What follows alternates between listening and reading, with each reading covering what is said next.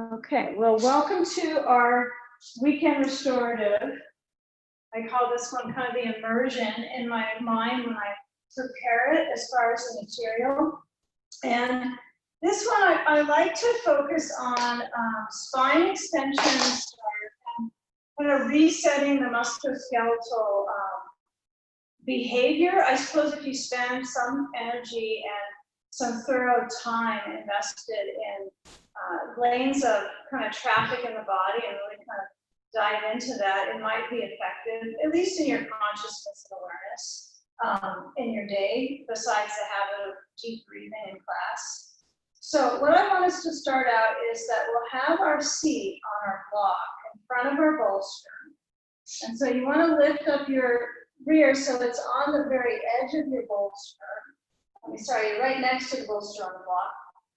And let's go with the belt version. It's quite a bit of detail in the elongating and warming up the connective tissue in the front. But, maybe you've been out and about walking a bit more, kind of noticing some of the tissues where they have a little bit more pressure and difficulty. So I want to work on reinforcing this whole front zone of length. So let's lower back and have your sand or weighted bag nearby. Let's lower back on the bolster. Of course, you can reset your props once you align there, especially if you have some length to your body. This block is probably proportionally a little distant from your bolster. And this way, I'm actually trying to get myself back enough so that my head is on my block behind my bolster. Can you see that? Yeah, it looks like it. So my head is on my block. My block is at the mid height, second setting. You might have it on a low setting. I want you to have your head so it's actually on that block because it's a firm surface. So if I could put my occiput just below it on the block, so if you can find where the bump is on the back of your head. And then just at that space and lower is the spot for relaxation at the brain, for this first pose. So my block is not completely holding me up on my tush because I'm short. So some of you, this block is going to work great under your rear, and some you don't even feel it. Okay. To each his own.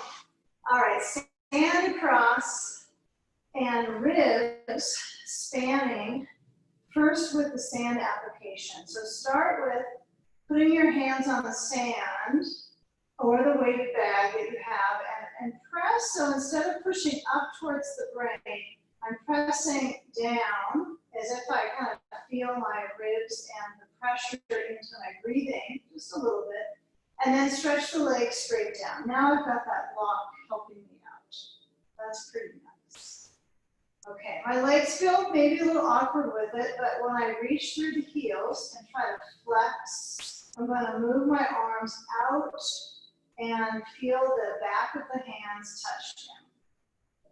Feel the shoulders, motion back, try to soften at the neck, and I want you to emphasize that the shoulders actually sink back, and you feel the weighted shoulders on each side of your upper body moving. Well, they don't move continuously, but their motion is back, so that the upper region and the whole front spatial network can take a few moments to elongate. So if you can let this practice today be a bit of a meditation on connective tissue, on your lanes of travel on the body.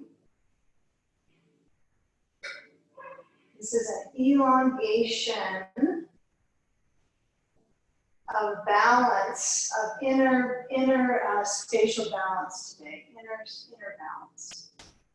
So let your eyes relax and feel the quality of shoulders, back, and chest.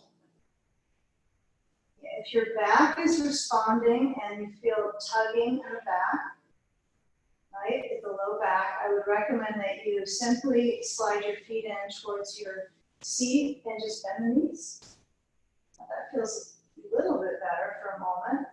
And perhaps the body opens up and you can try the legs straight again. So we'll take about 8 breaths total here. You've already been here for more than 8 breaths just to get acclimated internally. But feel where the ribs lift.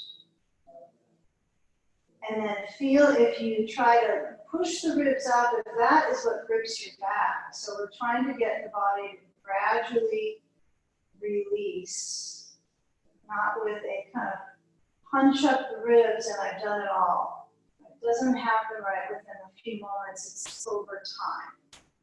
Just like your posture got where it was over time.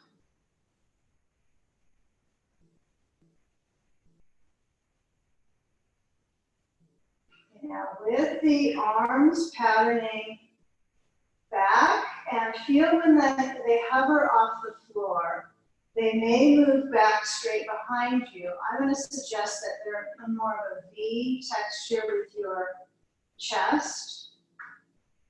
And feel the arms reach over the face, interlace your fingers. They're basically straight-ish, so they're not crowding your face. But interlace and then push the palms to the ceiling.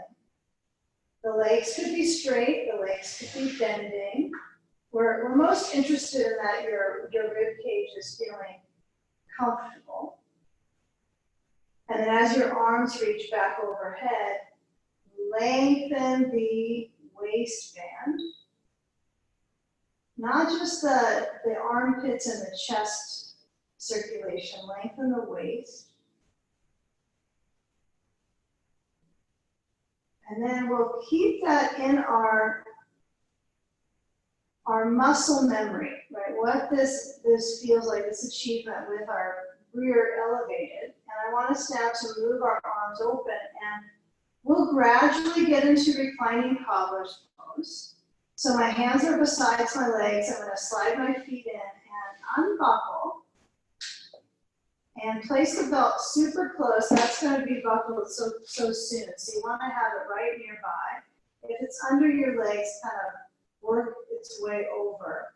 And then remove the sand and reach for the block behind you. So once I get my block, that's going to basically invite me to lift my head. So my block, I'm kind of holding my head up with my block behind, which is rather convenient.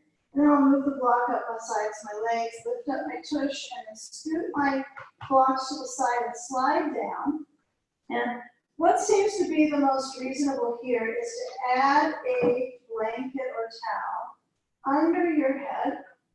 And then when I'm here, I'm going to reach my arms front and push down into your feet. Let them slide when you come up and hold your knees to lift. Yeah, try to use your core response and your core resistance. That's reality.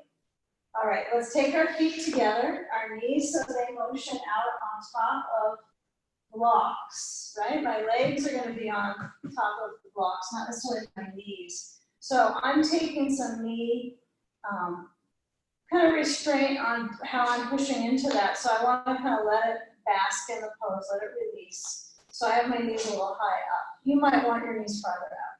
So buckle up the belt, and let's make that belt loop a little wider than tiny loop. Let's make it so it's about the length of the leg, and I guess to make your legs length on. Because we all have a little different length, and so that will change with the ratio on the belt. So I'm going to buckle up basically, and then place the belt over the tops of my ankles. Try to get it high up on the foot.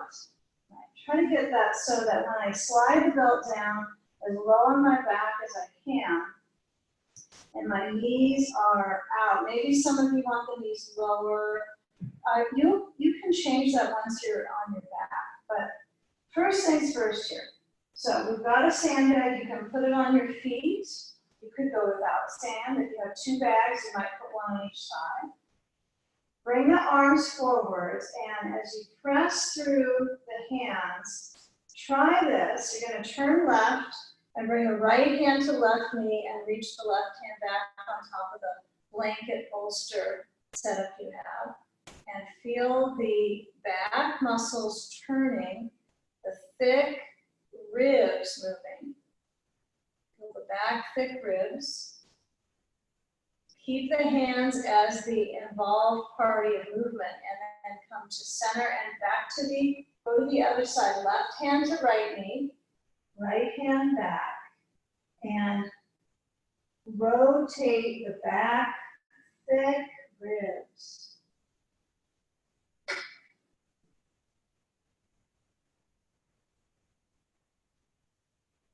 Now both hands forward onto sand or lower leg bones.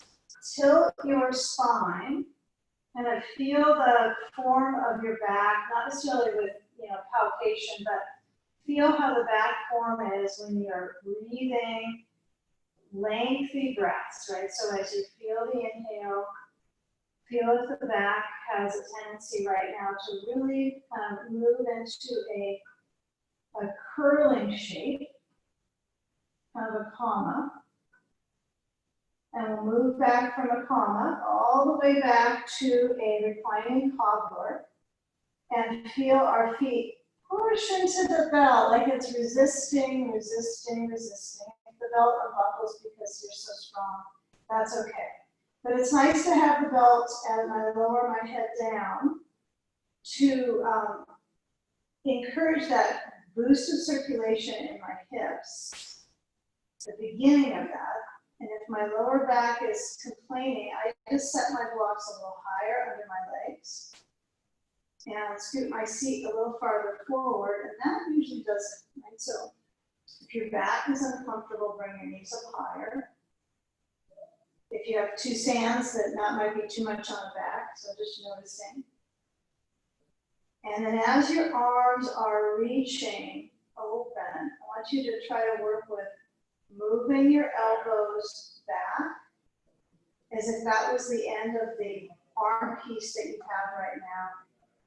Feel the flaps of the hands. They are sensation, builders, because they grab things and affect us in a large way. So try to feel the thicker bones right now, which is probably like the density of the armpit all the way to the elbow is pretty high density lymph nodes there. So feel reaching your hands to your elbows, and feel when you're in that elbow crisscross position right here, in the back of your head, relaxing the right amount on your blanket. So you might have your blanket rolled a little bit. You might have it pretty flat under your neck. If your back is tight and you feel a little resistance, try to really reinforce that hold of the elbows and the openness of the ribs. Your belly moves with the breath. Abdomen.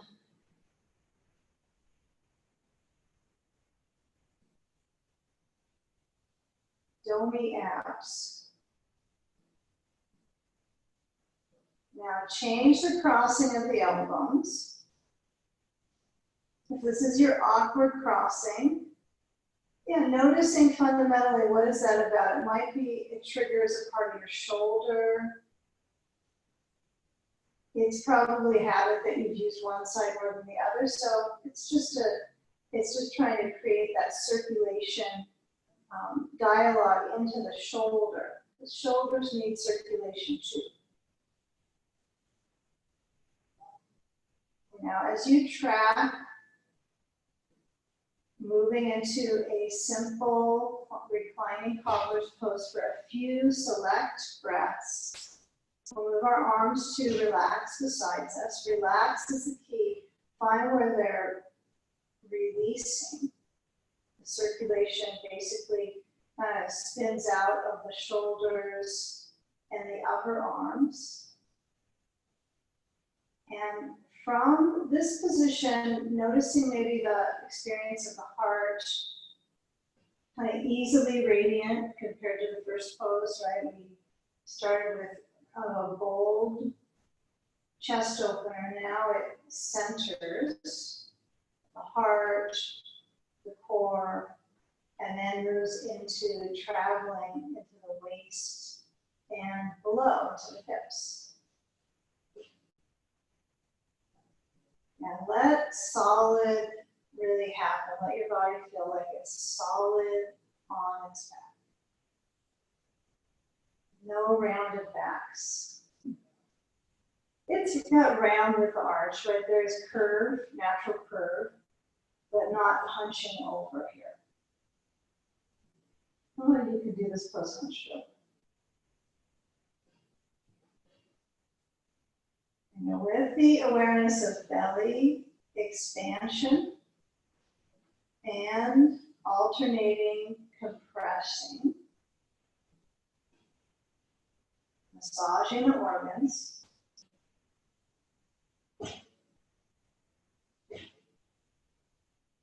Now, if you have sand on ribs, slide it aside. If you have it on the thighs, remove anything that's sand above feet. And then as I start to move my knees a little bit up, I'm going to feel if I can get my feet closer and unbuckle the belt. If it's not easy for you to find that buckle, you might find move your feet in and the knees towards each other, and then start to scoot your sand off your feet. And then as I move the belt aside, I'm going to lift up the right foot and cross just the foot to the knee, not the whole leg across, just the foot to the knee. And then tilt my left thigh on a ball or a block. If you've got a ball, use it, right? Because it has that responsive, not only surface, but texture. And if you've got a block, use that. Okay?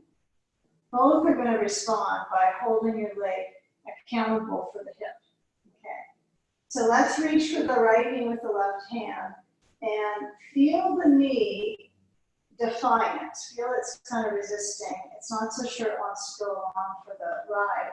So stabilize around the knee joint this way versus pulling my knee, especially the side of my knee.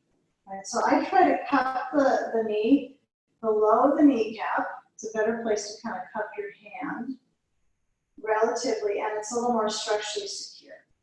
Okay, so you could use resistance with the knee pushing a little into the hand. You can also guide it gradually towards you. Just feel the slow, kind of deep layer in the hip that you're trying to move through. So the left outer foot is on the floor. The right arm is beside you. It could be behind you. And you might try to let the sensation stay and breathe. It could linger the whole pose. It might not dissipate. Yeah, so kind of prepare for things to be the same. Like, I feel my hip. Is this doing anything? It stays the same. I feel my hip, though. I feel the sensation. Just accepting that.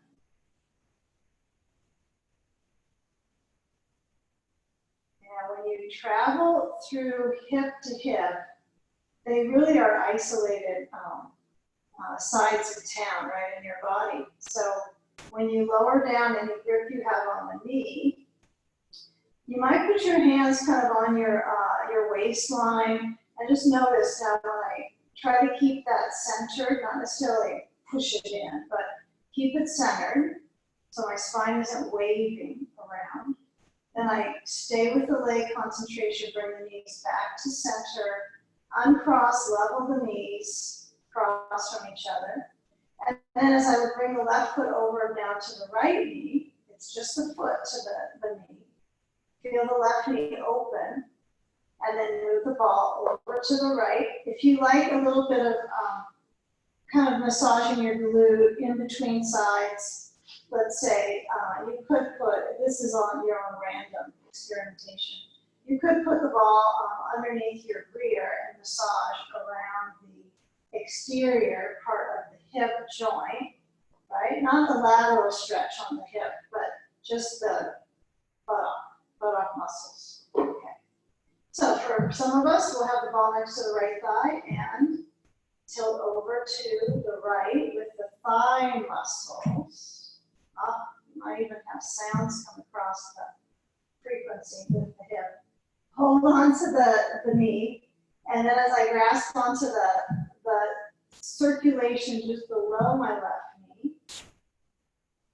knee, be sensitive to the knee. If you feel like there are little pieces of sensation that are kind of sparking up all of a sudden, I would kind of be a little wary of pulling any further in that direction. So that's your body's on its own. Maybe holding doesn't work for everybody. I feel it without holding my knee, but when I hold on to it, it feels a little more stable, especially from my right foot as well. So I'm tilting over. I'll be honest, I'm using a ball under my right thigh, right next to the top of the outer thigh, right at the greater trochanter. And then I've got a block over here that's kind of set under my leg as well, and that's kind of helpful. So use props. Let them support you. Okay, fine tune the second side. Feel what part of your abdomen you're stretching with your breath. Is it actually lower belly, or is it cross fibers, right, into the many different complexes of your abdominal muscles? Yeah. And instead of analyzing and mentally remembering a picture of where this part of the abdominal muscle lives, let your body be an experience with your breath. Really experience the body through the breath, the core body.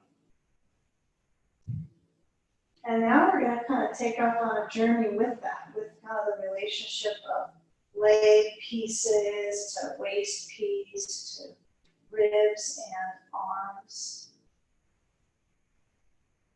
Anything you can do to let your brain kind of be in the backyard for the experience. It directs it to show a little bit. You know, as I let go completely of that knee, if there was some pulling around my knee joint, I could feel like there's energy around the knee.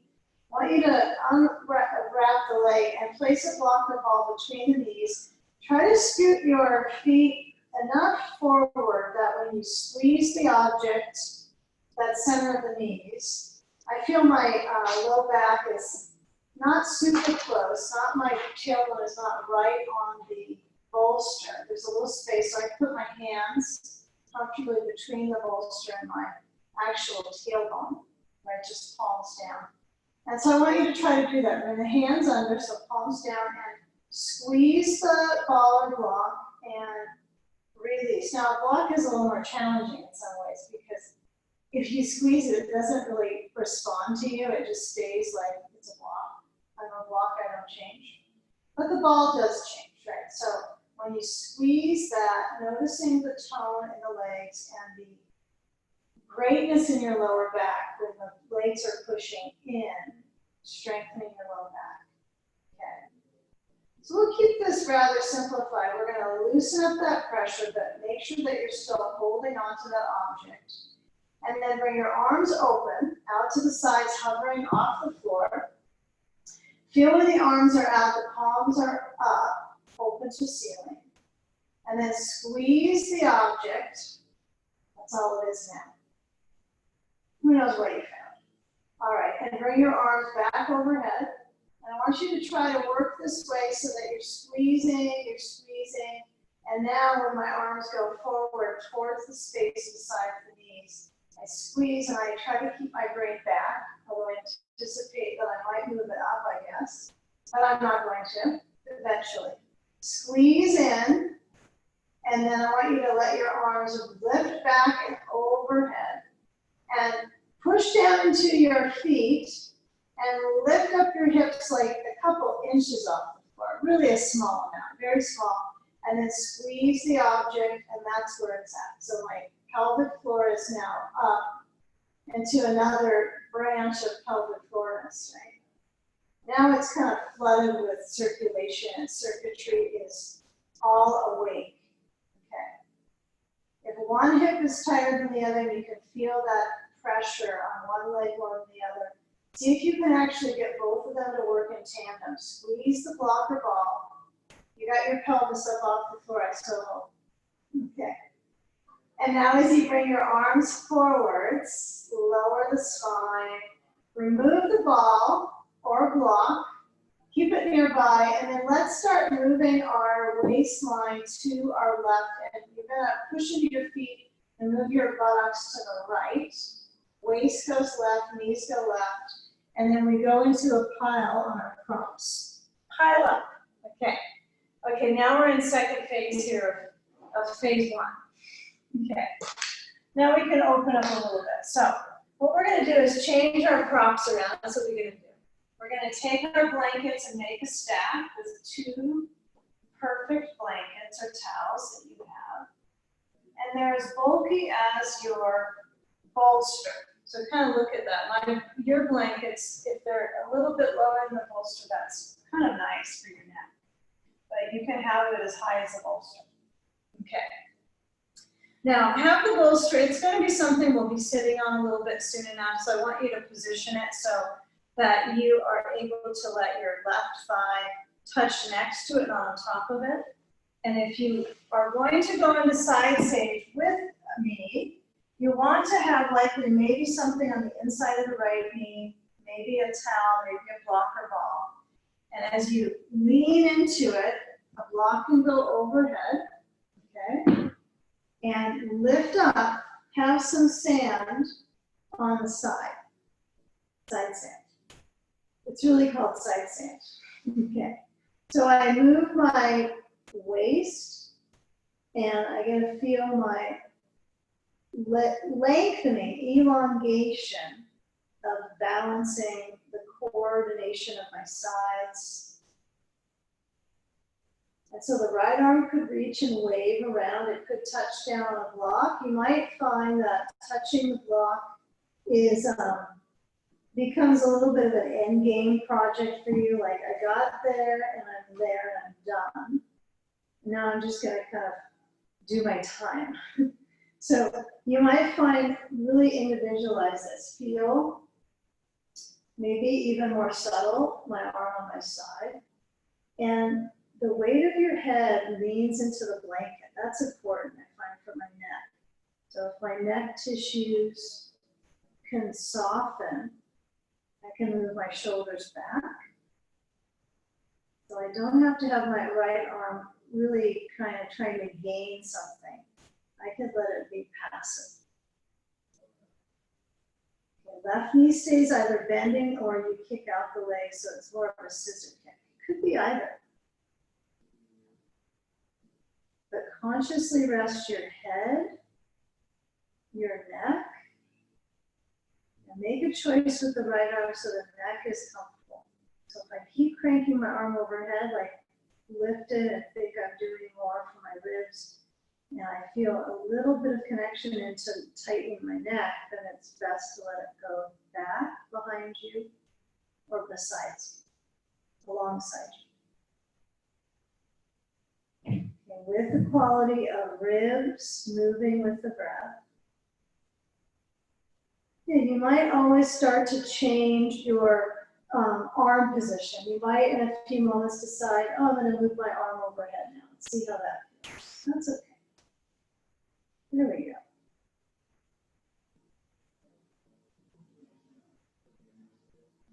Okay, so get the feel here for a few more moments of the awareness in the side body, and that includes the back, the thick back ribs. Feel that awareness in the back ribs. Side ribs. The front ribs aren't really important right now. We do enough time during the day rounding forwards. So we're trying to go opposite, at least for the next few moments.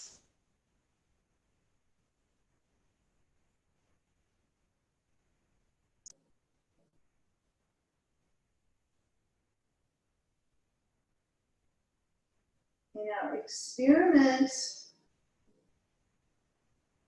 with the right side of the waist spiraling and kind of basically counter spinning back. So my right arm doesn't have to be overhead, but I want to try to suggest my shoulder going back. Now, the left shoulder's not doing that at all, right? It's completely opposite of going back. So let's just contemplate a bit of that for a moment. We're going to move our sand that's on your side to the floor, besides you. Okay. And then when you come into your kind of a twist here, it's a bit of a twisting pattern. I'm going to push up, and I'm going to encourage you to take a seat on your bolster and let the shoulders kind of slide back. Feel how you get to sitting and your legs extending forward. You want one block between the lower leg bones, so below the knees. And you know, let's do our knees right on this one. This is kind of elementary knee health work, but we're all likely going to have something up with our knees. So we might as well get back to basics on knee stuff. So we're going to take a blankie roll, and roll it under the knees. Okay. Make sure it's under your knees, not under just your thighs, but under the knees. Yeah, point to your knees and look under, and there's a roll. Okay. So I've got my block between the lower leg bones. Now it could be at the mid-range. It doesn't have to be narrow. I find I like the narrow range due to my hips, kind of getting the sense of tone in that space. Okay. So we're going to start with our belt across our lap, and our hands are behind you, so my hands are going to clutch onto my bolster for a moment here, and then I'm going to set them back behind, and the fingers are down. Now, if you're feeling your arms are pushing into the floor, there's a few things you could do. You could be on more height, sitting taller, which is another blanket under your seat, but you can also reach back farther behind you and push the blanket back. I want your hands to be downwards though. So try to soften the neck, roll the shoulders a few times at your own pace, roll them back and down, looking forwards away from the screen unless the screen is right in front of your eyes. Maybe close your eyes and let the shoulder blades soften down to lengthen the neck. Okay? And try to squeeze into the block and tilt the right ear to the shoulder. Relax the jaw. Now feel just a tilting to the next side, so not much in between work, left ear to left shoulder. Feel the right side of the neck. And all the while, I'm determined to keep my shoulders motioning down. And if your arms are long, you might be kind of squeezing them back to reinforce the open heart. And now head center and take your belt and let's reach it under our feet. So you might get the belt so it's completely unwound and unbuckled and cross it over the feet. See if you can get them. Get those feet. And then I'm pushing into it, so I like the belt if it's kind of untwisted here. I feel like that's helpful for me. But I think it's more psychological. So I'm pushing into the belt. I'm going to move the belt closer to the ball of the foot, so its high is up on the foot base end.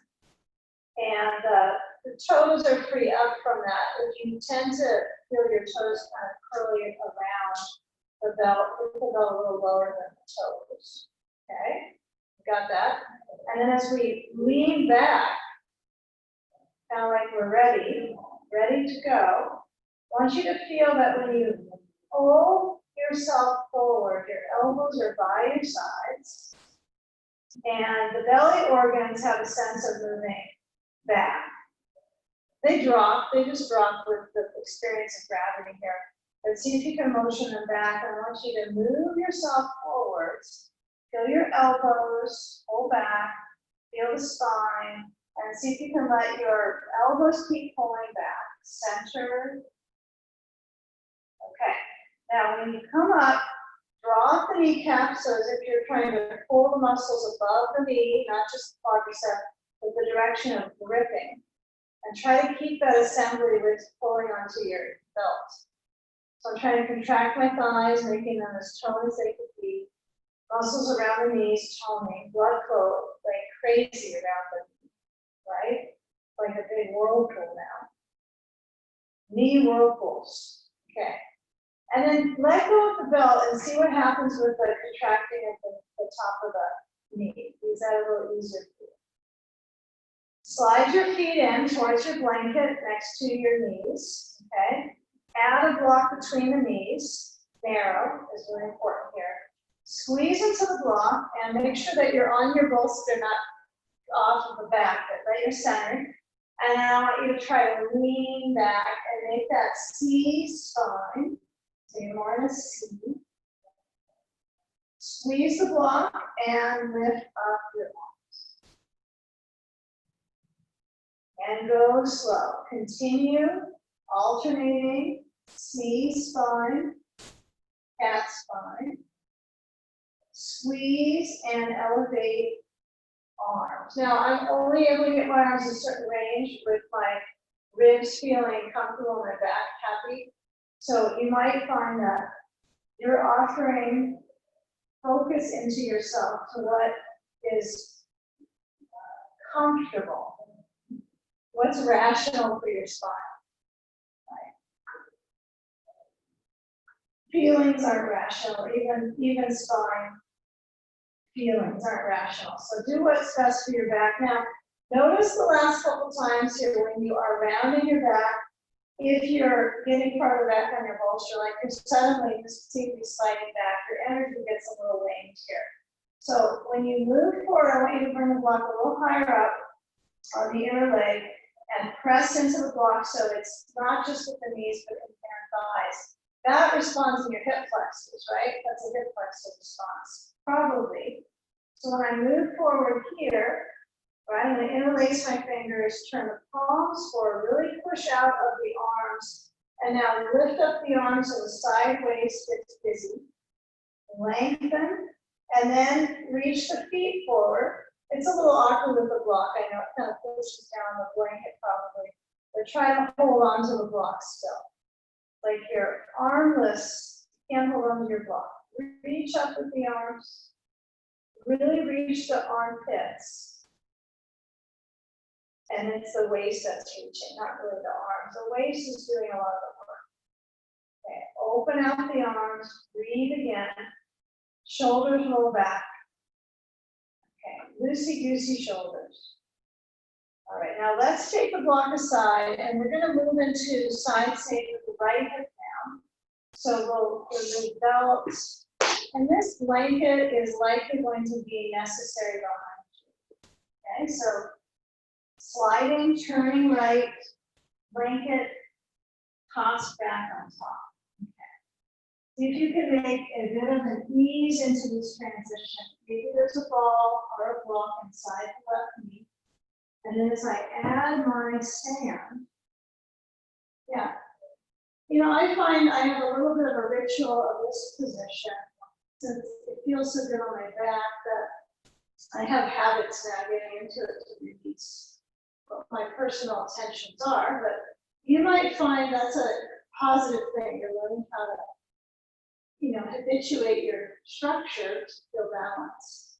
So get a feel for what responds best for you to feel some spaciousness in the side, and not just the meat of the pose, which is like, you know, the protein of the pose is kind of the core we feel, but the legs are parts too. So feel the leg parts. If you need to bring your knees closer together or the left leg farther down or down. You might get kind of coordinated on this and be able to use your right foot to move the ball or block on the side of the left knee. Kind of play with that. No. Use your coordination skills of your feet. All right. Left arm is either over or besides your waist, kind of on your side. Right arm is thread through. And yeah, take a sidecation here, just a side position. Let your brain relax. And feeling where the side body breathes between the rib cage and between the muscles of the rib cage. The intercostals. Arm is over, or arm is down, or arm is back. But keep the arm on. Arm moves along to make the side feel lengthy and comfortable.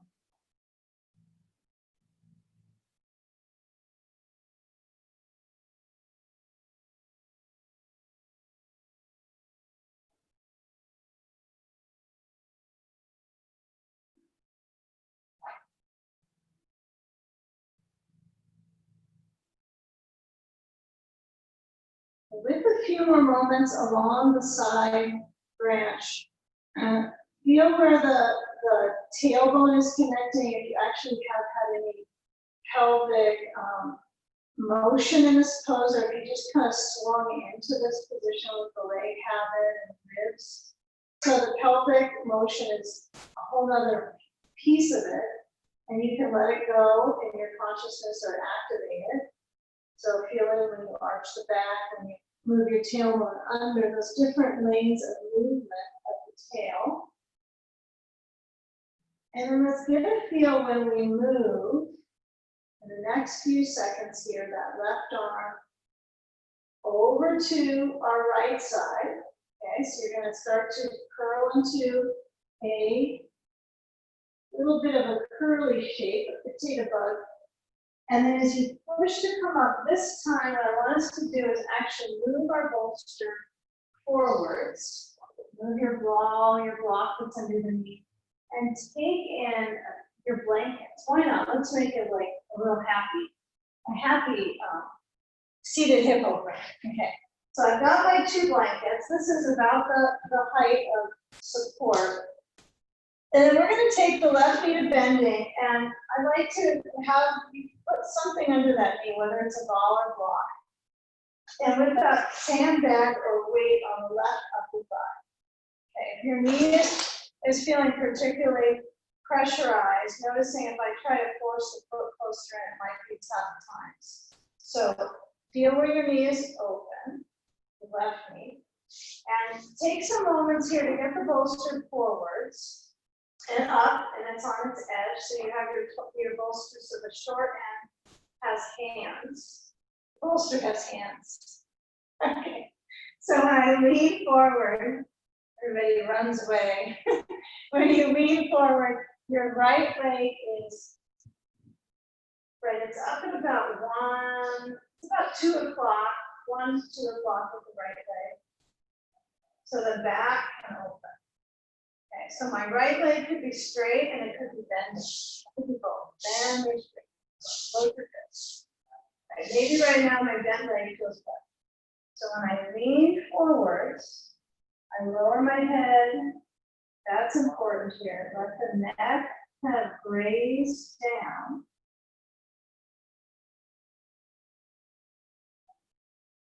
And if your leg is straightening on the right side, feel your body reach through. Feel the shoulder tissues.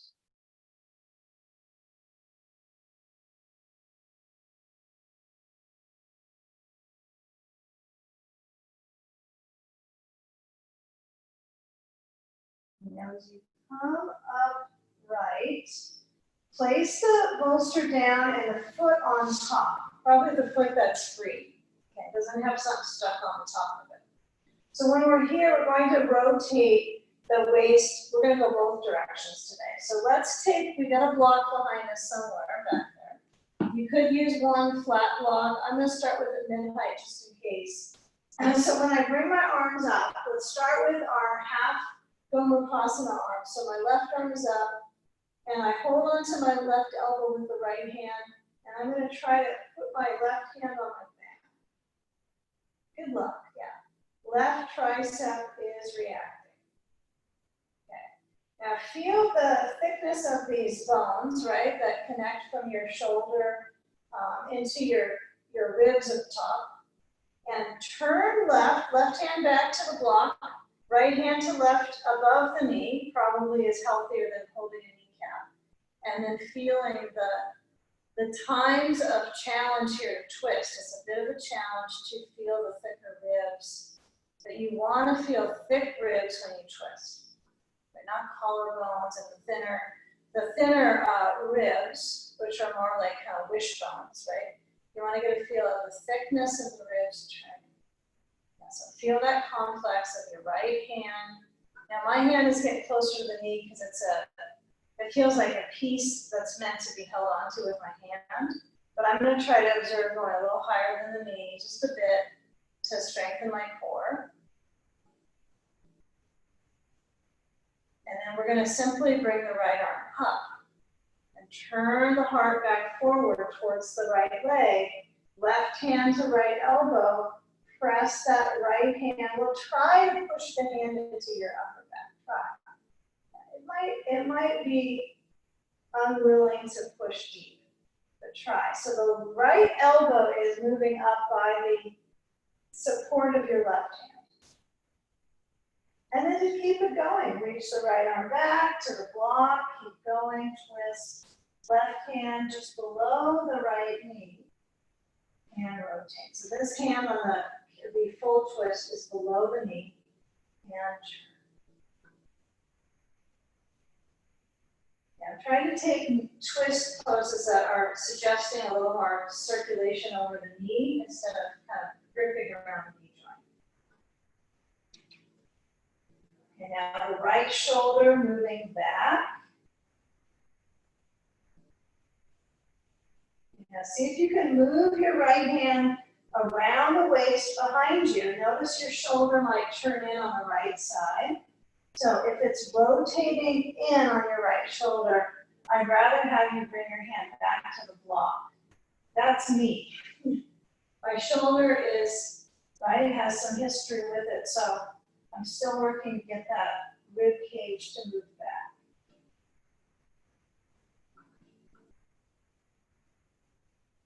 Okay, now we'll move the block forward. We'll take pigeon pose. So I'm going to give two options on this today. So if you're a pigeon pose participant, you're going to bring your right leg back and take pigeon with left hip. If you're passing on pigeon with that depth, you'll place your foot where it's at, which is still the same place, right? And you'll use the right hip as the focus with the blocks beside your bolster and lean forward. Yeah, I love this one. I just like this version for my knee. But it's a little different for each person with the knee joint and the texture of movement in the back of the pelvis. So you might enjoy a little of this and a little of pigeon. So if you're taking pigeon pose, feel if you can use the blanket height to your advantage and try to measurably move your right foot straight back behind you, not helping you drop down into your left hip, but helping you center. So hands are down. Arching spine, and then you might get in towards lowering down on your elbows, and you might do a few pigeon push-ups. Okay, so if you're lowering down your elbows, center down, and then feeling the weight that moves across the left hip.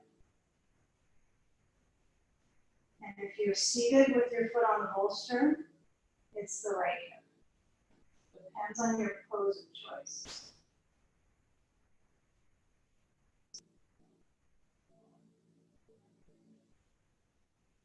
Feel a few more moments here.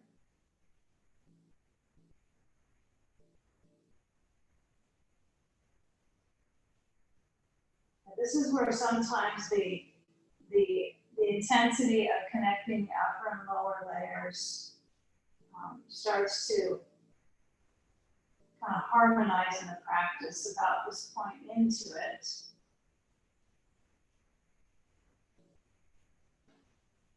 So we'll simplify the transition. So if you're just kind of working your way into your hip now and you feel like it's beginning to marinate and be processed, so you might stay with it longer here. So those of you that want to stay in pigeon another minute or so, stay with this. Those that want to come out from whichever direction they're in are going to move with the feet both out to the sides in Upavista Konasana. So I've got that position of legs extending out, and the bolster is forward and tilted up. And as I push out into my feet, I reach. Okay, now last week we did this with the belt around the leg, actually the feet, if you recall, which I like a lot for my leg strength. So you might take habit and do this for moments. It's only a little bit of a change in your production here. So you're going to place your belt in a loop around your feet, and you're going to try to get that loop so it's really wide. You challenge the legs, right? So you've got this resistance. Like, oh, okay, my hips are now working with that, and then I put my bolster in front and up, just like I had. But I'm working with pushing out to the belt the whole time. Otherwise, there's no point getting the belt together. Okay, so when I lean forward, strengthening parts of the hips, that might be kind of passive in your day, and that could trigger hip flexion stuff too, right? When this keeps getting hung up. So try to push out and use the outer leg, the outer side from the heel to the outside up into the hip. Use the force there to push out.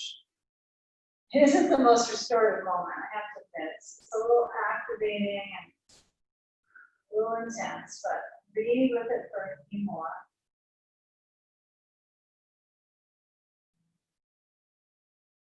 And leaning for you is part of your shtick and forward bends. You want to get as far forward as you can, resisting that urge to be the best poser you can for who. Okay, so my feet are pushing out and I'm trying to strengthen the outer hip here. All right, which is in measurements, I'm trying to work on that for my bone density. So I'm resisting, building muscle, building bone, resisting. It's not easy. Okay, so some of you might still be in pigeon now. Last pose. So those of us in Upavista are going to realize that we have Upavista ourselves. Okay, so when I shift back center, I'm going to bend to my right knee, and then I slide my foot out of the belt. It's pretty easy going. And I reach forwards. Okay, I'm going to add something under my right knee. I had a ball last time, so it seemed like there I add the same object. And my sand on the right thigh. And then as I lean forwards, this time, reach the torso, it's the same game, and feel the arch of the spine. Really try to deliver the hands pushing into the shoulder of the bolster. And feel the arch in the, not just the spine, but the ribs, right? This is all arching. And then dramatically change that arch. You're going to lower the bolster down, wherever it's at, and then slide the left foot on top. And this time take a block and lift it up and place the hands on the wide block sides and bend your elbows and see if you can perk up your pits. Okay. Perking up my armpits. So I'm trying to move my hands back. How's it going with that? Yeah, elbows in, make your elbows. There you go. Okay. A zoom element moment. Okay. Feel where the hands move to your upper back and the elbows tend to kind of just push out. So I want you to work with the elbows squeezing in. And then keep it simple. We'll go right this time, just so we have it same as the last time with the messaging in the body. So we're going to hold the block with the right hand, and then turn right. Left hand to the right thigh, and then rotate to turn the waist. Feel where you're really isolated here. If you have two sandbags, you put one on each leg, one on the upper right thigh, one on the lower left knee. The idea with this sand on one leg at least is that you're isolating the ribs, right? I'm isolating the rib motion from my hip motion. So if you get hip flexor kind of grippiness here, really try to isolate like this lower part from your, way below your belly button, right? Below that kind of quiet muscle there. You want to feel that step sturdy and holding. And then above that space, the ribs turn. Breathe. And we'll just go to the other side. We'll leave the block there. And we'll go to the left and bring the right hand to the left leg. And where it is hopefully not hurting your knee. So feel where you can visit touching that left leg, maybe below the knee. Yeah, I recognize this is an easier branch of twisting than when we cross the legs. But I'm trying to find something that's very opening for the knees. And you have to work a little harder, right, to get the thick ribs moving back. Think about the thicker ribs that tend to be kind of holding things and pushing you forward and rounding your spine during the day. Trying to move them back and then lift up the heart. Let the neck be soft, shoulders down. You know, if it's too concentrated, sometimes just breathe. Too serious. And now slide the block to the side. All right, we're taking pigeon now. So those that are going to stay here could stay with the blocks in the front besides your bolster. Perfect. Good one. Those are going to go back. We're going to move anything from under the right leg on top of it off. And then feel how you lean your weight and feel the left thigh sending the toes under and then turning. It's like you're in a slow moving vehicle. Okay. So some days are like that. It's a slow moving vehicle. The top of my back thigh lengthens. And when I lower down, I can have the bolster narrow or turn it across. And I get that feel of the right hip. And I'm trying to bounce my way a little to the left thigh and let the toes relax back on the left. You feel the back muscles maybe working. If you're in your seated pose, feel your back muscles. They have a little bit of ease to round when you're sitting on the sitting bones. But you still have the sitting bone you're connected to there.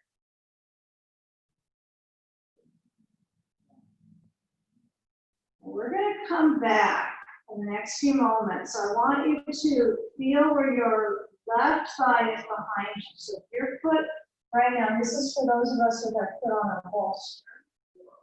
We're going to make our way back to all fours. So those in pigeon, use your hands to find a quality of pressure and then come back with the right leg and take a blanket away, have one, and slide your bolster in next, well, not necessarily next to your blanket. You're going to find out, aren't you? Depends on your length, right? It just depends on your length. So you don't have to worry about any other props if they're there. Maybe we'll use the belt, I don't know. But when I move my ribs forwards and my thighs resting on the bolster, I'm in up dog variation.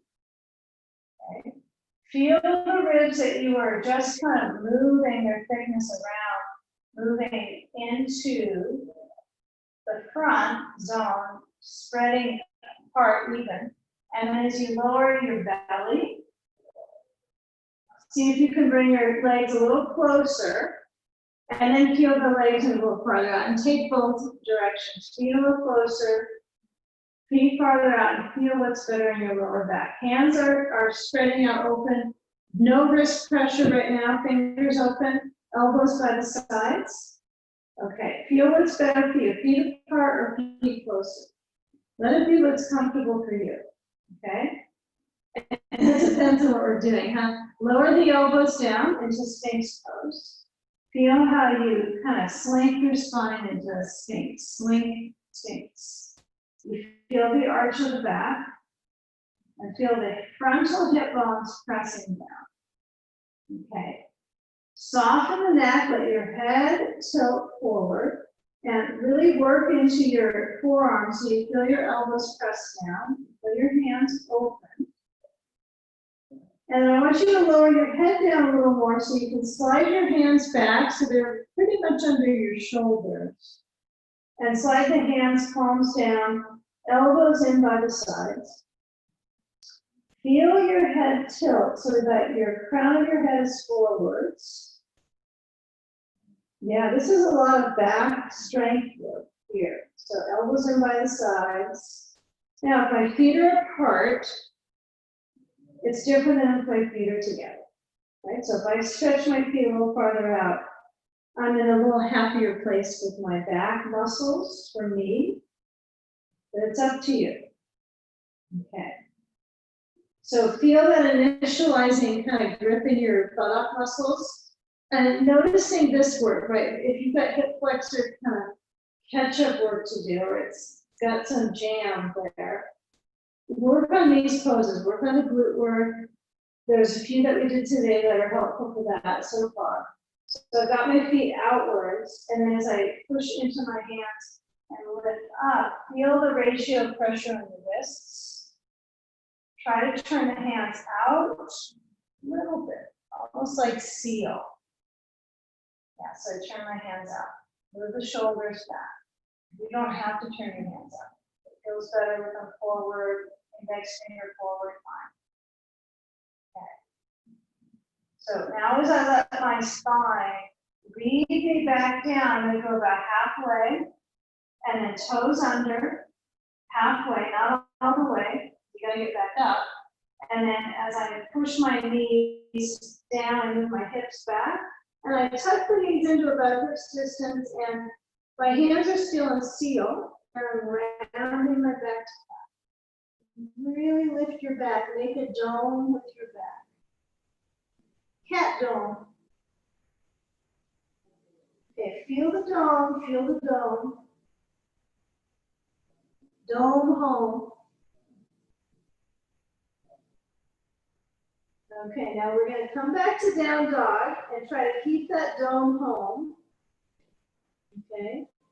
Hands down, my belly's just in the way, so I'm moving that. But as I lift the knees up, I want you to feel that rounded dog pose, and then start to alternate bending your knees and feel how it unwinds, not just in your legs, but your ribs. So alternate, feeling the roots of the toes and the heels. They don't strike back. It's not like you're kicking your heel back, like if you were standing and jutting your heel behind you, but you are using the calf stretch. So let's get into that one. Feet, hips distance. If you need a little wider, then take it out. And walk your hands, bring them back to your blanket, and scoot your feet up on the blanket. I tend to get my bolster sometimes on this, but if you can get your toes up on your blanket and your heels off the back, take that calf stretch. And then ribs forward and then into your legs like they catch. And then thighs, a bigger stretch in the legs now. Let your head dangle with the weight of your spine and the weight of your brain. Stretch it deeper, the spine that is the back muscles. And you can hold your elbows, hold the legs. Do none of the above, only the below. And so if I'm below, then my brain lowers down and my head is below my heart. There's a whole series of poses you can do that are right, head below heart, head above heart, depending on what you're working with in your nervous system or your anything clinically, right? So we're working clinically right now with head moving below the heart. You know, with that leg magnetism, let's kind of keep the magnetism in our legs. We're going to slide the feet off the blanket, take them wide, and with your feet set wide, walk back with your front paws, and then pause for a moment. Lower the knees. You can take child's pose right now if you feel like your knees are comfortable with that, sinking your hips back to your heels, head down. Tuck your bolster in between the knees. If you're not sure about that for your knees, slide in a blanket. You try to catch it as far into the back of the knee as possible. You really do. You try to get it up at the back of the knee.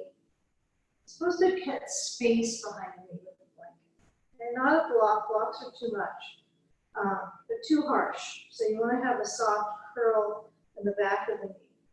And then when I sit back, I have more space, and I still can stretch my back quite nicely, head turns. So this might work for some people, or have the bolster under your forehead. Forehead touches and actually pushes down to release the neck.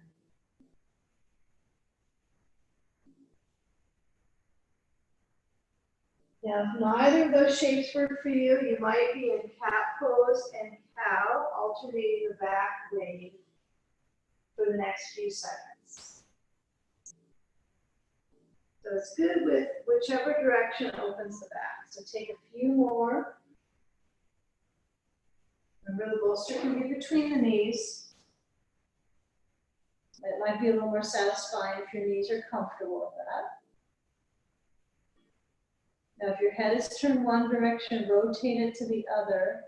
If your heart is pressing into the bolster, feel the arms open, so there's no real detail of rounding it back. Unless you're doing cat-cow right now, that'd be the only alternate option to ease your, just the vertebral column, right, to massage that vertebral column.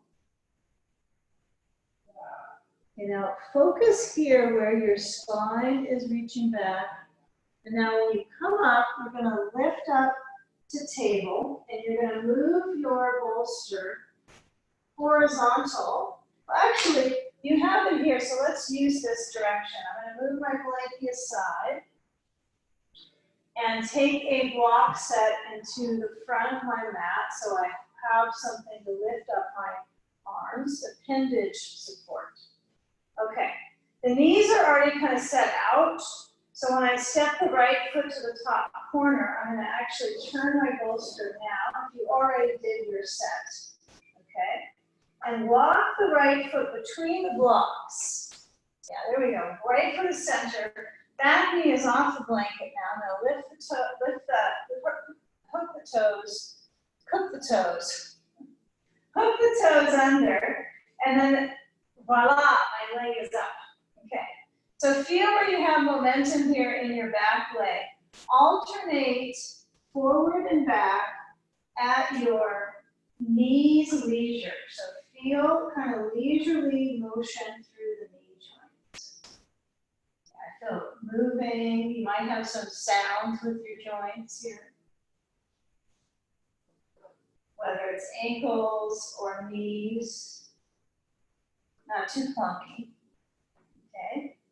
And now feel where you position in the right foot parallel, the back foot parallel, reach the back heel towards the floor, and try to let the waist stretch. So I'm going to put my blocks high up. I'm going to go for support. And watch the ambitiousness on this one if you're trying to push out too far with the blocks. If you're on a cushiony surface like the carpet, this could be challenging with your blocks. So really have them so they're under your shoulder line if you're on a softer base. Okay, so I'm trying to levelize my hips. They may not be perfect, but I'm trying to get both my hip bones so the flesh of the back of the legs is stabilizing. So door one, you're here, your ribs center forwards. Breathe. Now, our version of dog pose today is going to be wide stance. Okay, I'll make it so we have an ease for elongation. So as I bend the right knee, I'm going to turn left with both feet and take my blocks to the left side. And then as I turn to a wide stance, 2 blocks, hopefully 2 hands, 2 blocks. And then the toes in, the heels out for this version. There's not many dog poses with that variation, really. the toes in version sometimes. So I want you to have your blocks under your shoulders right now so they're wide enough, and then drop the kneecaps. You feel the kneecap lifting up, kneecap to kneecap, unless they work together right at the same time. You can go one at a time. All right, hips push back like a dog pose. The hips would move back, the inner thighs stretch back. And then the blocks are going to go down about 1 or 2 heights. So one setting first. Stretch the hands out a little wider, okay, as if it was sticky mat width. And then as you lower your head between your arms, this is where you might decide to lower your blocks down, okay? So feel your hips reach back. Let your head nod a little bit side to side. Yeah, so feel the hips reach back, let your head nod side to side, and maintain that real decision here to feel the arms pushing the floor away, not just the hands, but the upper back, the arms. And then as your brain is a little lower than your heart again, and back to the inversions. Bend your knees. Okay, try to press your feet down firm and then slide the blocks back. Lift up your torso. Right, so it's a little bit more of a kind of a gorilla stance here. Okay, and then take your blocks, one block at a time, back to the right foot and swap feet. Left foot forward, right foot back, right heel towards the floor. So you can go right into that encouraging pattern of thigh length and rib reach. Yeah, it's like the blocks going up is very helpful. And even if you had a folding chair or a stool, a little higher than the blocks might be nice too. Or a couch. So feel where that left hip is reaching back. Hip hinging. The ultimate in hip hinging. Now if the back heel is kind of lifted and it keeps going a little higher, work your way from the ball of the foot back to the heel. And the muscle behavior might be a little bit shaky on the front leg. So you might take the right foot behind you a little bit farther out, maybe, a step out behind you to support the balance in the hip, especially if you're feeling everything in the front leg and not much in the back, except that it's not willing to stay down. Feel if the weight gets really heavy in your hands here. So if the heavy hand position is happening quickly, you might bend your left knee, and you might move your body weight so you're trying to lift up your torso a little bit. Not necessarily come off of the forward bend, but feel the muscle behavior in the left foot push down. Okay, now that the legs are pretty warmed up here, we're going to take ourselves all the way down through a full low lunge, okay? And move your blocks to the side of your mat and walk your left foot toe heel, your foot full toe heel to the right. And then lower your left knee down and come around to sitting on your bolster, okay? And then place your blanket behind you all the way back. Get a belt. And lower down so that your brain, got all your blocks there by just in case. You got your brain on one blanket and a belt. And let the legs either stay with a bending position, just to kind of get the spine elevated, your lower back, and the pelvi centered. Okay. All right. So as we move our feet forward, I want you to take a belt and place it under the right foot and push that leg up. I think that's the leg we started with our standing pose. So we'll start here with that position. So we feel the right foot push forward like it's moving away from your hip and the left leg down. Okay? And as you pull with your hands, as long as it feels comfortable enough onto your wrist as well, okay, you're pulling, so feel the muscle energy in your inner arms. And I want you to take the belt, close it together so it's a little bit tighter around the foot this way. Not a whole lot, but it does kind of cinch up the flesh of the foot. Keep the foot flesh pushing away, and then hold the belt with left hand and cross the right foot over to the left. Try to push the foot flesh away, like into the belt basically. And your weight is going to flop a little bit into the left hip, into the bolster. And the right thigh, upper intensity in the hip joint. And feel that circulation and that vibration of motion. And let's say you decide, well, they turn the lights off downstairs. A second here.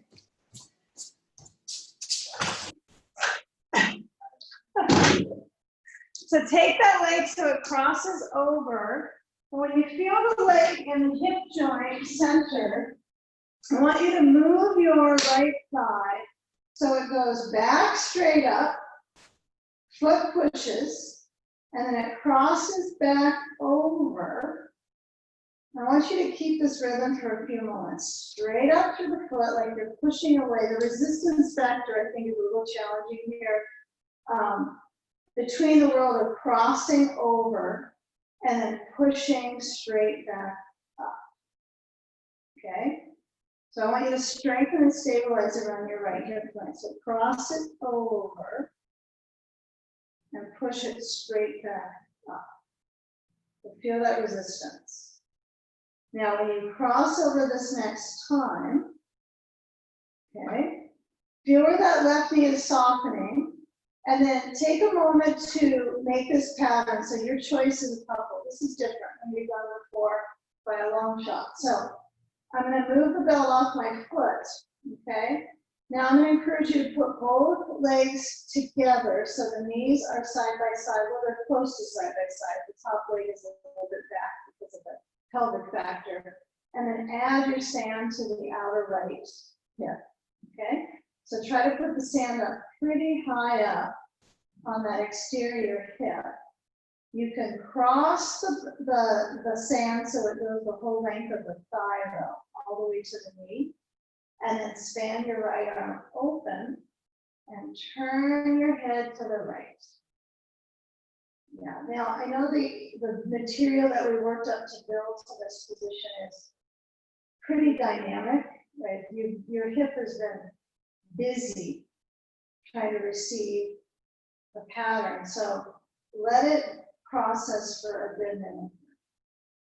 Let the hip process the stretch, the sensation. Right arm goes where you feel comfortable. Maybe it's the arm is kind of in a goalpost position. Maybe it's just kind of winding out to the side. And feel your head turn. And feel the belly move with the breath.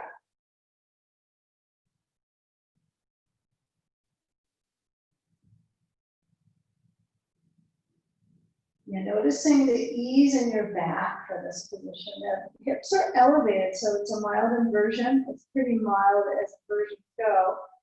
And it's like level 1. But instead of having the hips on the ground and crossing over, it likely is a little more opening in your back. Because the hips are up and the spine is carried across.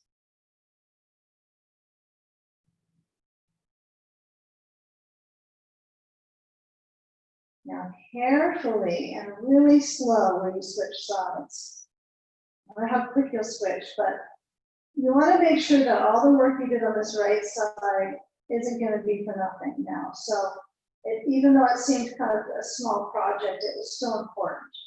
So when I slide my sand away, I have my knees together, Okay, I'm gonna try to keep the thighs together, not the knees, but the thighs are closer. And I'm actually gonna try to get my right knee up over so it's next to my left inner knee. Try to reach it a little higher over. And my elbows by the sides, try to get the elbows down. Now when you scoop your heels to your buttocks, heels down to the buttocks, roll onto your back. This is a nice one that you can see people do it, so make sure you do it right. So roll onto the back on the bolster. And then you might scoot yourself so you're still on the bolster, okay? And then from here, when I switch the sides, I can feel the energy on the right hip is a little more spacious already, a little bit. So get a feel here when that right thigh stretches down. Now you're going the front of the thigh around, and then take the belt under your left hip, okay? Simple, have it simple here. Simple but effective. So the muscles in that left leg are sprung, with the spring right up and they're upside down, so that's even better. Structurally reset. Feel resistance with your foot for a few moments before you cross. Okay, push. Remember the pose we did a while ago when we were sitting and throwing up the kneecaps, sitting on the bolster, blanket under knees. Imagine there's a little space below your left knee so you're not putting a harsh, hyper extended position. Try to feel a little bounce in that way, a little bend. And then as I hold the belt with the right hand now, I'm going to try to reach as high up on the belt as I can. And then cross the left leg over. Yeah, you might put your left hand at the top of that left thigh and then kind of feel around towards the very outer crust of the hip. And you directionally want that hip to go downstream, not to keep crossing with the foot. So kind of isolate those circulation, rhythms. Feel the leg cross, feel it wakes up the hip. So we want to strengthen the hip.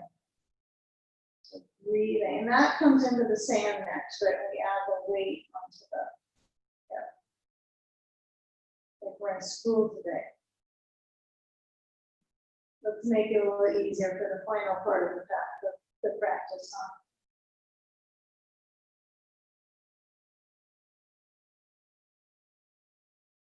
And now when you feel that left foot cross over, cross, cross, cross.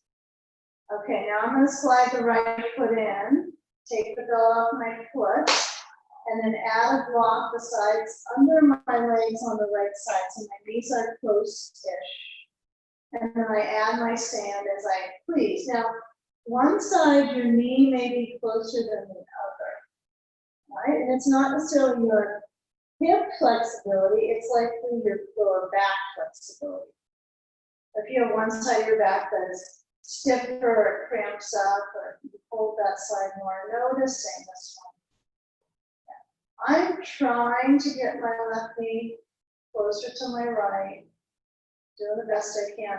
I'm not so focused on my foot perfection, like my feet are together. I'm interested in the sensation of stretch in the hip and muscular tone. Yeah, if I tuck my knees and I have more of a bend in the knees than a straight leg pattern, it's different. Not necessarily better. So play with it. If your block is too high, you could lower it down. Not better for everybody though. I'm sure that you feel comfortable. And then open the left arm, so open that wing out. And then feel the ribs stretch. Balance the brain by closing the eyes.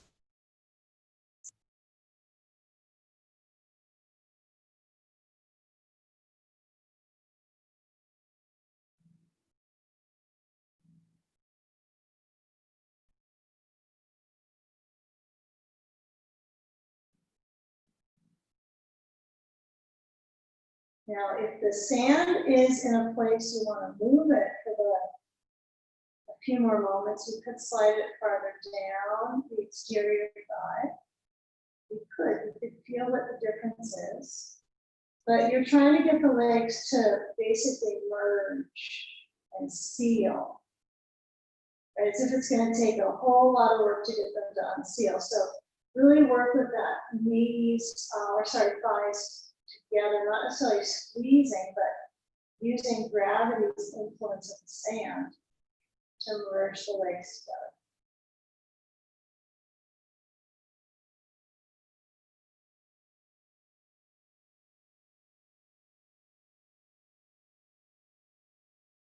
Now the pelvis can't really do a lot of arching and moving. Notice it's pretty stuck here, right? The pelvic floor is really in one position. So now we're going to move that base in one more pose set before legs up. So I want you to move the sand aside, and yeah, this is important here. We'll move our knees closer and squeeze them in towards the chest. We roll out of it, right? And then we push our bolster forward. You gotta be a little cautious how fast you push it out. But when you move your bolster in front of your feet and then put your feet actually right under your feet. If you like bridge pose without a bolster, just kick it away. No requirement. We're all a little different with this. I like the bridge pose with bolster under my feet, as you probably noticed right now, because it lets my spine get a little more stretch when I lift up my hips. It goes along farther down the spine up to my shoulders. So it's a little more of a shoulder stand pattern. But it may be different for some of you also with your quad stretch. So you might try lifting in the bridge pose and moving your hands towards the bolster or the feet, whichever direction you have bolster or not, and push down and try to really lift the lid of the thighs and feel the hip flexors, right, the front rim around to the side. Really feel the detail there into the glutes. Now, if you're going to lower down to try bridge pose without your bolster, it's probably worth your time. You can reach to your ankles so you know your feet are close to your hands. And then lift up your hips with or without a block between the knees. And then push down to lift up. Power the pelvis up. Yeah, this is a little more quad stretching, a little more hip flexor opening. So if that's something you're working with, maybe without the bolster could be best. So shoulders back, spine centered with or without a blanket under your head, you choose. And now we're going to lift our arms and take them overhead. Stretch your arms back with your heels up, and then let your spine lower down. Okay, reach your hands to your knees just to let the sacrum relax. You're going to windshield wiper side to side, feet on floor. And as you prep, your feet could actually be on the bolster for the floor. We're going to prep to get ourselves towards legs up. So I want you to have lots of space around you. Get rid of your props, shift them away. So knees can go side to side. You feel the arch in the spine. If your hips still need a little bit more work right now, not quite ready to go legs up, you might take a moment with the leg crossing and let your hips gently guide with the leg crossover. Some people like the leg cross, knees over, really stretch the low back and hip. Yeah. But if you feel pretty much ready to get your legs up for several minutes, draw the knees in and roll to the side, and we'll take legs up the wall. If you're going to take legs up the bolster instead, what you'll do is place your bolster on top of a couple blocks. Okay? All right. Okay, so bolster goes to the wall. Okay, place it onto the edge, so the short end of your mat might be at the wall. You might not go all the way to get your mat out to the wall. You might be content where you're at if you're on a cushy surface. You've got a sandbag knee. You have a blanket for under your brain. This all goes the same if you've got your legs up on the bolster, right? You're going to have a blanket under your head for that too. Okay, so legs up wall legs. Sit with your rear next to the right. Actually, your rear is not next to the wall. The rear is at the wall. So you got to establish your your base needs here. So I put my seat next to the wall space. And when I move my hips back, I'm going to lower my hands down, like get my seat back. Like if you were in cat-cow, you can't do cat-cow without your hands forward and your seat moving back. So it's the same kind of message to your back muscles. So when you lower down, it's a bit about flexibility, that's for certain. So I roll to let my legs basically swing up the wall and then try to hit my hips so they're centered on the bolster, okay? Feel if you can get your legs right to as close together as they can be. Not necessarily are they going to be touching the wall. Depends on the day, right? I don't know, it's right after a full moon, so who knows? Maybe your legs can get to the wall this time. So I got my feet where there's some space. I like legs up, wall legs without sand sometimes, prefer it. But if your sandy feet is calling you, then get your sand or your weighted bag and place it on the soles of the feet. This will create a faster flush of the lymph, right? The lymph in the groins, right? We're trying to intensify that flush of the lymph. So the sand puts more gravity to it. It's more weight. And that's the benefit there. So feel the feet establish base to your arms up. Let your spine evenly lengthen. And let your eyes center back in your skull. Give yourself several moments here to basically reverse the effects of gravity on the organs. So we're trying to rest our organs from gravity's constant pull. If you've chosen legs up the bolster, keep in mind you want to have your pelvis, your hips centered heavy, down on the floor, and your legs relaxed up on top of the bolster. Two choices. Keeping the emphasis on resting the organs from their pull down when you're in a standing position. So the habit is reversing the effects of gravity, not just to our abdominal organs, but to our heart, our lungs, right? The circulation in the endocrine glands in the throat. So swallow to clear the passageway of the throat. Rest your eyes back into the brain. And the brain back into the earth.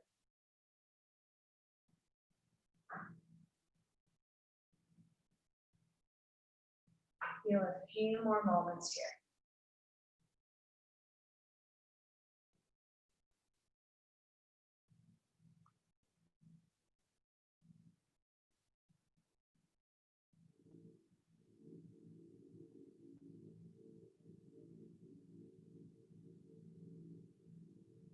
Now, if you happen to have the sand onto your feet, flex your feet.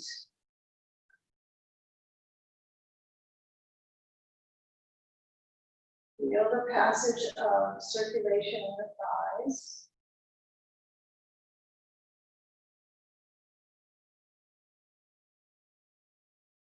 There's both a revival in this position and a relaxation.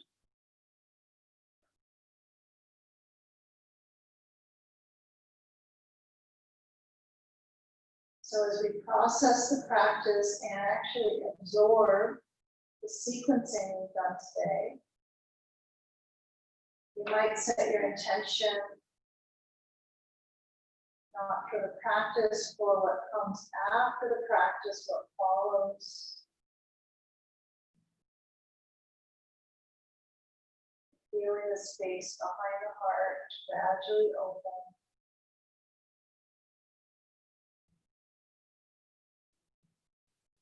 Now, if you have your legs up the wall and you have the sand, you're going to bend your knees and actually let the sand toss off overhead or out to the side. And then we'll all meet at Baddha Konasana, so the feet together, the knees out, whether you're at the wall or the bolster. So if you're at the wall, you likely have some, you're kind of deciding to push the thighs like this so that you're a little more stable. So you can push the thighs towards the wall if you're at reclining state with the bolster under the feet. It's a little easier. You can let gravity stretch the inner thighs. So in any way, we're stretching the groins. And if they really are tightening in the mid-groin, feel the feet slide a little bit apart, not push them closer, slide the feet a little bit apart. Now feel the ribs open and start to move your knees closer together. And if the knees are plopped down towards the chest, if you're at the wall, feel that. If the knees are drawing into your chest by the whole of the back of the legs. And let the body rock side to side, and let's come over to one side and let our hands bring us up to join for a few moments sitting. So feel when you come up to sitting on your bolster or blanket and line up your seat and your legs crossing and your hands resting on your lap. Feel the shoulders slide down and feel the body position so that the flesh of the shoulder rolls back to the elbows, down to the elbows, and the neck goes soft. Feel the brain bowing down to the heart, surrender there, and hands meet up, keeping the shoulders back and down, the neck soft.